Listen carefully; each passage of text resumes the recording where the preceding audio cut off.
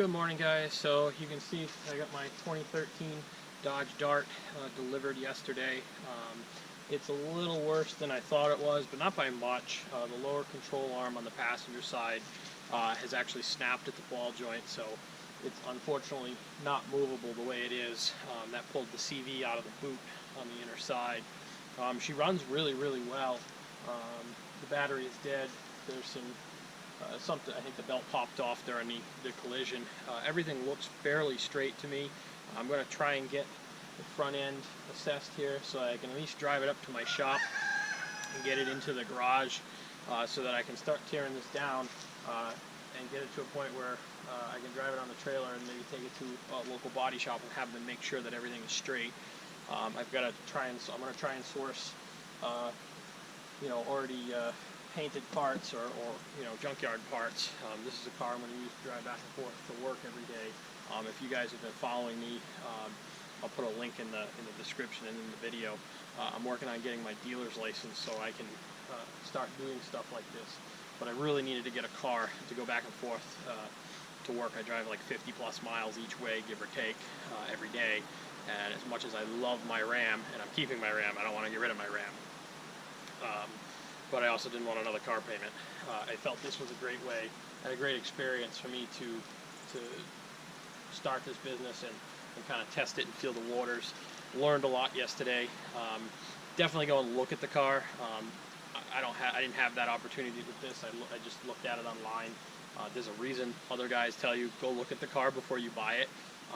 The control arm is case in point. I'm fairly lucky. It's a $90 part from Rock Auto, not terribly expensive. Could have been a lot worse. I don't see anything here that's really scaring me at the moment, but we won't know more until we tear it down. I also haven't forgot about the other two projects on the channel, the Mustang and the F-150. Those will be coming shortly. So this morning I just wanted to kind of take a look around the car and show you what we got.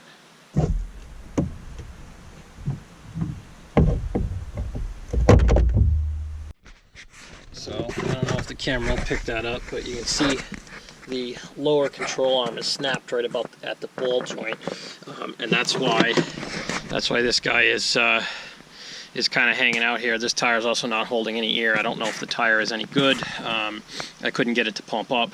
It was very difficult to get off the trailer. I was not expecting it. It had all four wheels on it. It got caught on the lip of the trailer, and we ended up having to drag it all the way up my driveway from the street because the guy couldn't get his truck in. So right now we're looking basically at a fender, all the suspension in this corner here, crash bar. Everything else looks pretty good that I can see. There's some damage right there, so it may have to go. I may have to have it looked at by a body shop once I get it to be able to run and drive onto my father-in-law's trailer or a U-Haul trailer. I mean, the rails look pretty straight right there. I can't really tell. I won't know until I tear it down. The airbox got destroyed in the collision. It does seem to be holding all its coolant and fluids. Like I said, she runs like a top, with the exception of the battery is dead. So I'll have to jump it here shortly and show you. It does run pretty good. There is something, I think the belt popped off, or the tensioner is broken, and I believe that's why the battery's not charging, because the belt doesn't spin when you run it. So I don't want to run it too long because it'll overheat. But she does run pretty good. So this, like I said, the CV is broken on this axle as well, or on this side. Overall, not too terribly afraid of the mechanics of it that are broken. I don't know what might be bent when I take it apart. That will be the key here. The door is obviously bent, but it does shut, and the body lines look pretty good.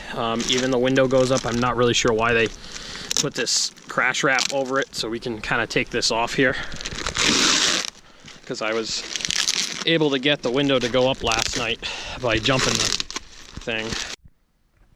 Alright, so we get the crash wrap open, or off, or mostly.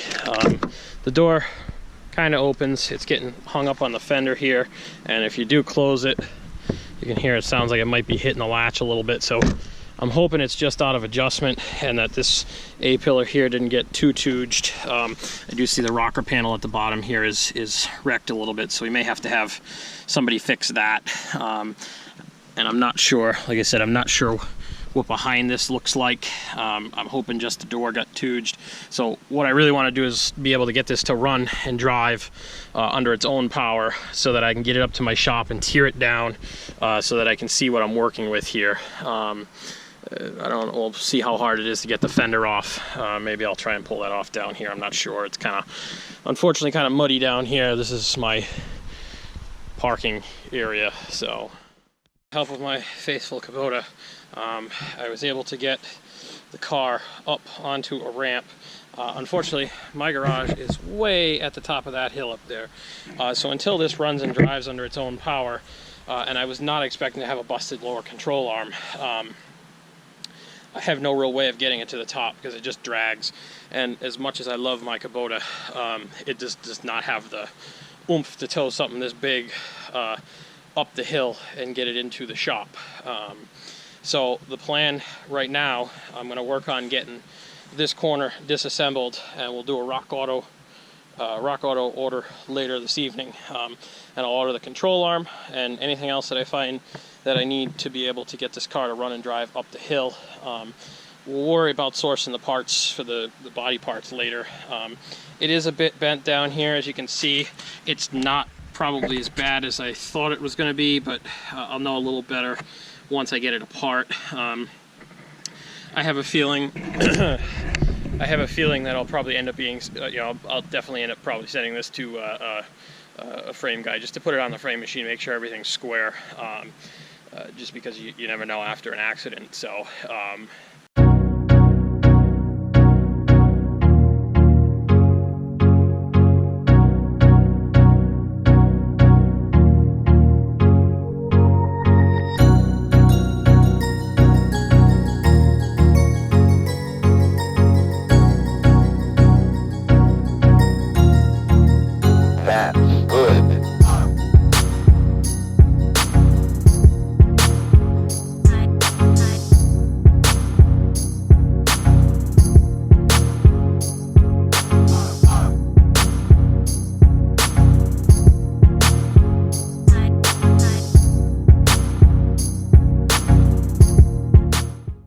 you can see or not, guys, but I have the tire off of my Dart, and you can see the inner tie rod end is bent.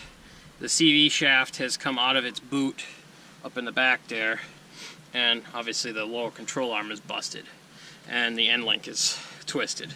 I think everything else is okay.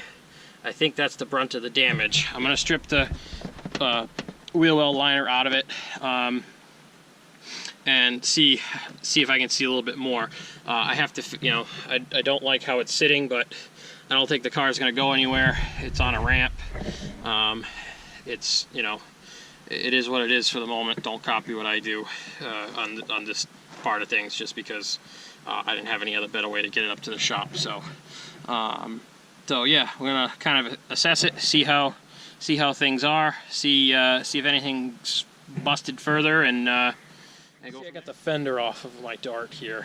I wanted to really kind of assess how bad the damage was. Really, the most severe part that I can see is right here in this corner. So I can probably just send this over to the body shop and have somebody kind of clean it up for me so I can put the new fender on. At least that's my hope. Mechanically, the car is not in terrible shape. I did find the motor mount up here is cracked, so we'll do a video on that. It needs a serpentine belt because that's snapped, which is probably why it runs when you jump it but doesn't stay running.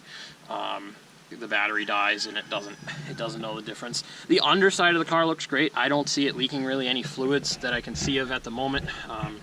Hopefully it runs, drives, and shifts and all that stuff. I don't see at this point any reason for it not to. You can see the damage a little bit better here, so we're going to have to get all those parts and replace them.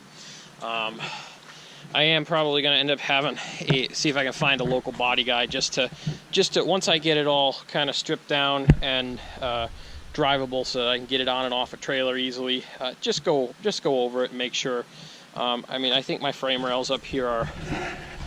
This one looks pretty good if you can see down there. I don't know if the camera picks up on it. It looks pretty straight. This one might have a slight bend this way to it. So hopefully I can have either have somebody bend it back, or I can get another frame rail and have them cut it and weld it in for me, and you know, we'll put this car back on the road.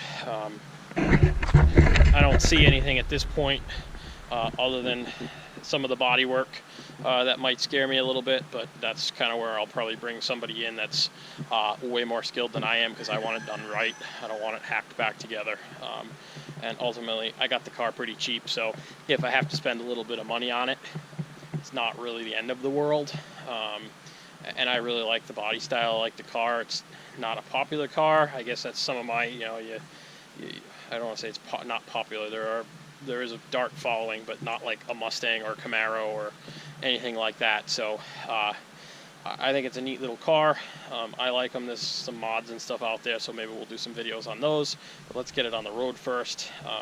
This is definitely an experience for me. This is the first time I've done this, so I'm kind of learning as I go. So.